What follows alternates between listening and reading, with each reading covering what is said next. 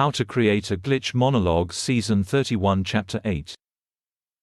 This is Season 31 of How to Create a Glitch in the Matrix Monologues Episode 8. In this episode, we will be drawing a lesson about the nature of faith from the Quran, which shows us an esoteric truth about reality. To start out, people project their actions with a personal intention. That personal intention represents some internal property, an impulse, pursuant to a limited direction. But on the whole, every action, whether intentional or not, represents a higher expression of meaning within the context of this reality. To put it another way, every action has a reason behind it, of which people are often merely ignorant of, an unconscious process, working its way through their mind, generating the catalyst for a particular action at a particular time.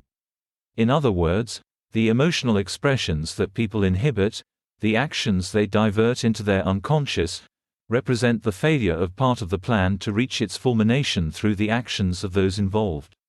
If one traces back an action, from the physical action itself, the actus reus, to the internal mens rea, beneath that mens rea, beneath the timing of the action, the very details of how it is executed, are an element of deliberateness, a reaction to the impulses of another.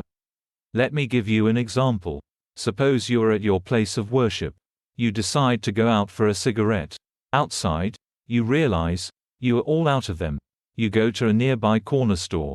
You walk past the nude magazines to the counter. But as you pass it, something compels you to purchase one. Something is telling you to buy the nude magazine.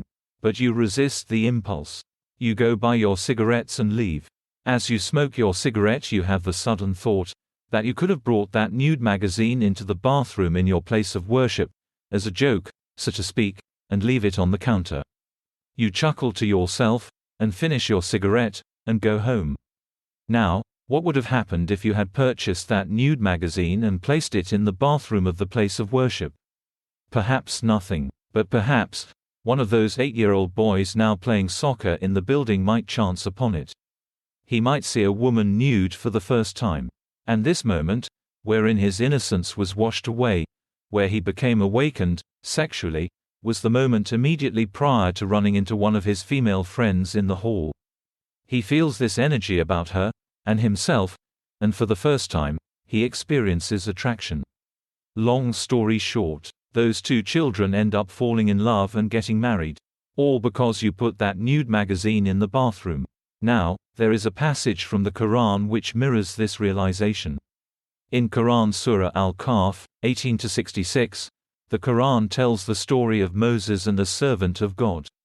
This story, which I will not recite here, represents a unique, Muslim view of faith, which accurately reflects the concealed nature of our impulses, identifying the source of that intentionality as God, giving reasons behind even the most extreme, or blasphemous gestures. I am not saying, of course, that every gesture, every movement is part of some divine plan, but what I am saying is that acting upon faith is often acting pursuant to an instinct on concealed reasons. Every action has a purpose, every purpose an action, and the shadow of our intentions fulfills a greater plan.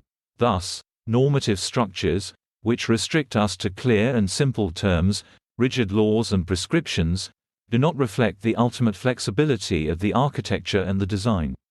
If we adhere to strict moral precepts, then we fail to recognize the ultimate power by which the system turns even the smallest, or most absurd gesture, into something with far-reaching and powerful effects. That's the end of the podcast for today. If you enjoyed it, please like, comment and subscribe.